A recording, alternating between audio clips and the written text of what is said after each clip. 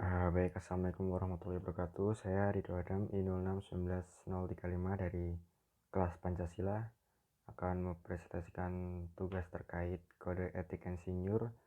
Studi kasus yang saya pilih adalah pembangunan rumah sakit darurat COVID-19 di Cina. Masuk ke pertama yaitu justifikasi mengapa saya milih kasus ini. Jadi, saya milih kasus ini sebagai bahan karena pembangunan rumah sakit ini merupakan salah satu proyek pembangunan konstruksi tercepat di dunia dengan tujuan utama yaitu adalah kesejahteraan dan keselamatan masyarakat. Nah, dengan kondisi yang ada, Cina ini dengan segala sumber dayanya berusaha semaksimal mungkin untuk dapat menyelamatkan warganya dengan membangun rumah sakit darurat ini. Nah, saya rasa akan banyak poin-poin menarik yang akan menjadi best practice di setiap butir-butir catur karsa maupun sabta dharma kode etik insinyur pada kasus ini. Kemudian masuk ke gambaran umum. Jadi rumah sakit ini dibangun hanya dalam waktu 8 hari. Nah, untuk menangani lonjakan kasus COVID-19 di Cina, kapasitas pasiennya sekitar 1000 tempat tidur dalam 2 lantai bangunan yang terdiri dari 20 blok dengan luas berisi area sekitar 33.900 meter persegi. Nah, rumah sakit ini letaknya di kota Wuhan, dekat kompleks liburan Sanitarium Pekerja Wuhan, pinggiran barat distrik Chaidian. Nah, pemerintah Cina ini menunjuk Institut Desain Sitik Wuhan, sebuah lembaga desain arsitektur untuk merancang rumah sakit ini.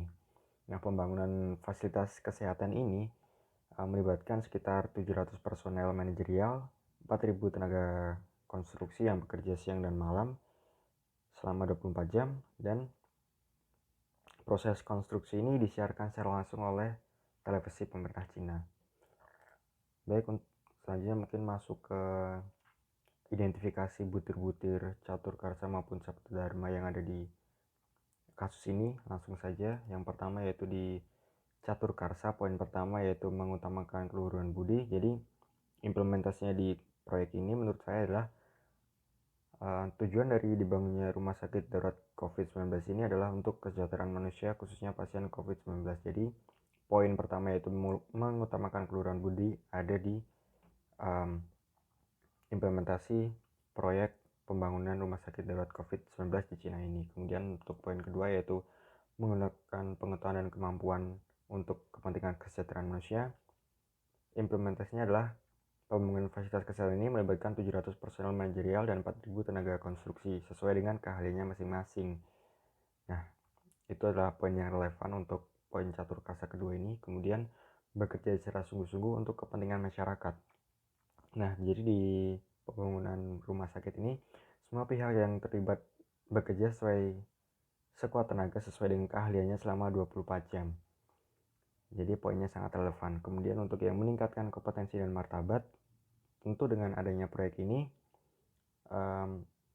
semua pihak yang terlibat akan dapat meningkatkan kompetensi dan juga martabatnya.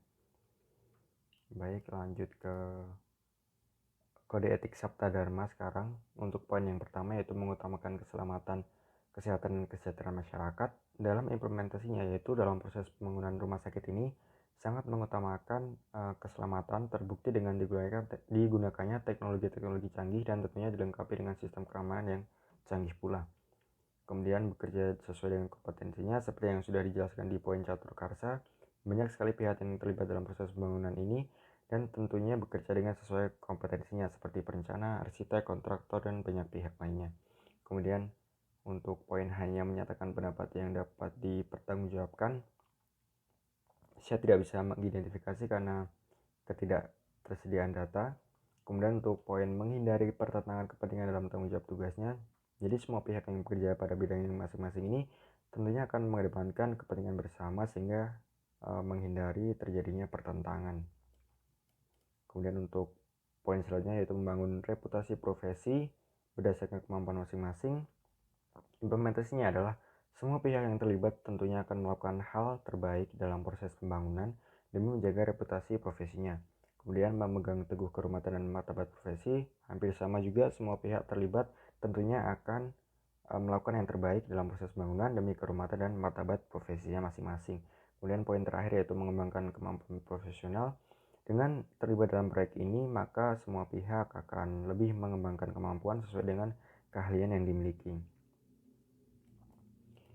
Untuk kesimpulannya sendiri, jadi pembangunan rumah sakit darurat COVID-19 di Cina ini merupakan salah satu best practice dalam penerapan nilai-nilai etika profesi insinyur baik catur kasa maupun sabta dharma. Terbukti dengan terlaksanakannya hampir semua poin dalam proses pembangunan proyek ini.